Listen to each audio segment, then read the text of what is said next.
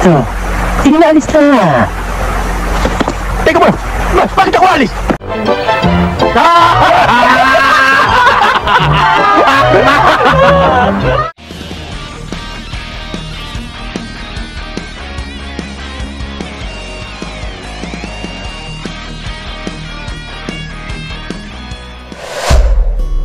Madalas nating pinag-uusapan ang mga sumikat na singer o bandang Pilipino na hinangaan mula pa nung dekada 70, 80 at dekada 90. Pero ngayon naman, tayo ay magbabalik tanaw sa mga Pilipinong komedyante o artista na kinagiliwan at nagpasaya sa atin noong araw. At isa nga sa ating tatalakayin ngayon ay ang komedyante na binansagang pinakamahabang baba sa balat ng lupa. Yan ay walang iba kundi si Babalu. Halika at kilalanin natin siya. Alamin natin ang naging buhay niya sa kabila ng mahusay niyang pagpapatawa at ano nga ba ang naging sanhi ng kanyang pagpanaw. Kung bago ka pa lang sa aking channel ay hinihiling kong mag-subscribe ka na. Pindutin mo na rin ang notification bell upang updated ka sa mga video na gaya nito. Let's go! Si Pablo Sarmiento na mas kilala natin bilang Babalu ay pinanganak noong June 29, 1942. Siya ay lumaki sa Sampaloc, Manila. Meron siyang 3 kapatid na lalaki at isang babae. Bata pa lamang si Babalu ay naulila na siya sa kanyang ama. Kaya naman lumaki ito sa piling ng kanyang ina at kanyang lola. Maayos at masagana ang kanilang pamumuhay. Noong mga panahon na yon, ang kanilang negosyo ay ang pagtitinda ng mga damit sa Divisoria. Ang kanyang mga kapatid ay mga profesional, subalit si Babalu naman ay hindi nakapagtapos dahil ayaw talaga niyang mag-aral. Ayon nga sa kanya ay ang pangarap niya ay pasukin ang pag-aartista. Hindi naman ito nakapagtataka dahil nasa dugo naman nila ang buhay showbiz dahil ang kanyang lola ay si Etang Disher na sumikat noong dekada 70 at tsuhin din niya ang sikat na sidekick ni Dolphy Quezon na si Panchito. Kaya nung makapagtapos si Babalu ng high school ay kinuha siya ni Panchito bilang driver at hinahatid niya ito sa anumang lugar kung saan nagaganap ang mga taping ni Panchito. At si Babalu din ang taga-bitbit ng mga gamit niya gaya ng damit, tsinelas at kung ano-ano pa.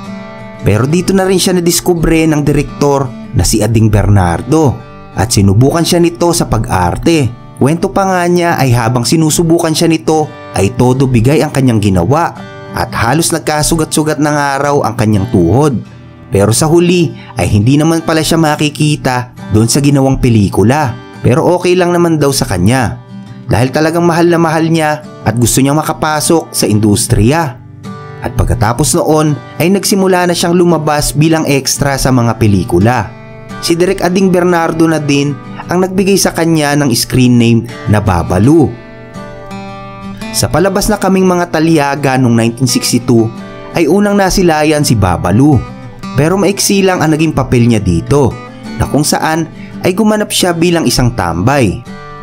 Nakasama din siya sa pelikulang Genghis Band, Agent 123 noong 1965. At dahil sa pinakitang kasipagan at pagpupursige ni Babalu ay nabigyan siya ng malaking break noong 1972 sa pelikulang Ibong Adarna at gumanap siya bilang si Prinsipe Albano at nakasama niya dito ang hari ng komedya na si Dolphy Quezon. At pagkatapos noon ay nagkasunod-sunod na ang kanyang mga pelikula. At ilan pa sa kanyang ginampanan ay ang Captain Barbell Boom at Oming Santanasia. Pero sa kabila nito ay nalulong naman si Babalu sa bisyo tulad ng sugal, alak at sigarilyo. Kaya naman nawala ito sa eksena ng ilang taon. Pero noong 1980 ay muli siyang nagbalik sa industriya at nakasama siya sa pelikulang Ang Bobo Kong Genie, One and Only, na kung saan ay gumanap naman siya bilang Ambo, May Bugoy Goes to Congress, Mga Anak ni Pasipika Palaypay, Bakit Kinagat ni Adan ang Mansanas ni Eva, John and Marcia ngayong 91 at madami pang iba. At pagkalipas ng maraming taon ay muling nagkasama si Babalu at Dolphy Quezon. Pero sa pagkakataong iyon ay isa na din si Babalu na tinitingala at hinahangaan sa larangan ng pagpapatawa. Nagsama sila sa pelikula gaya ng Hataw Tatay Hataw, Bakit mo ako inalikan? Si okay ka ba?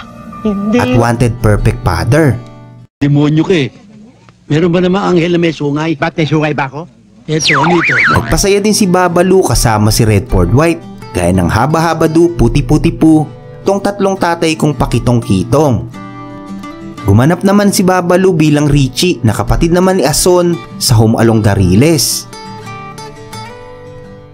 Pero ang isa sa na-enjoy at hindi malilimutan ni Babalu ay ang pagganap niya bilang si Papsi o Mang Berto sa TV sitcom na Okidoki Doc. Kasama sila Aga Mulak, Agot Isidro at marami pang sikat na artista. At ayon naman sa asawa ni Babalu, naging mabuti itong ama ng tahanan.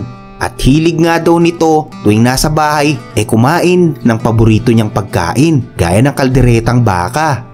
Nahilig din daw ito sa pag-aalaga ng mga manok na panabong. Pero yun nga lang ay palagi naman daw itong natatalo. Dagdag pa ng kanyang asawa malakas daw manigarilyo itong si Babalu. Kung minsan nga daw nakakaubos ito ng 3 hanggang 4 na kahan ng sigarilyo sa loob lamang ng maghapon. Kaya naman palagi niya itong pinagsasabihan na ihinto na ang kanyang pagsisigarilyo o maghinay-hinay. Subalit ang birong sagot nito malaki na daw ang kanya naging puhunan sa sigarilyo. Kaya naman daw tatapusin niya ito hanggang sa huli. Isa pa sa bisyo ni Babalu ay ang pag-inom ng alak. Mahilig nga daw itong makipagpustahan sa kanyang mga kaibigan kung sino ang matitirang matibay sa inuman.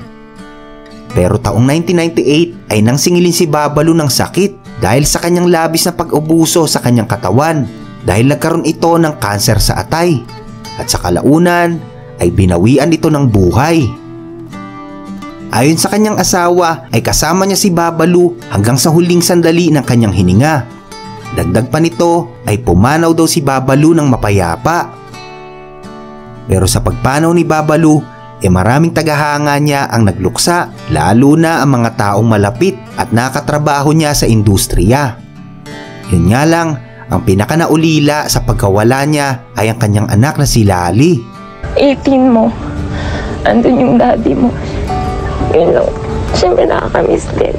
Maraming napasaya si Babalu dahil ang kanyang pagpapatawa ay naiiba sa lahat at natural na natural kung umarte.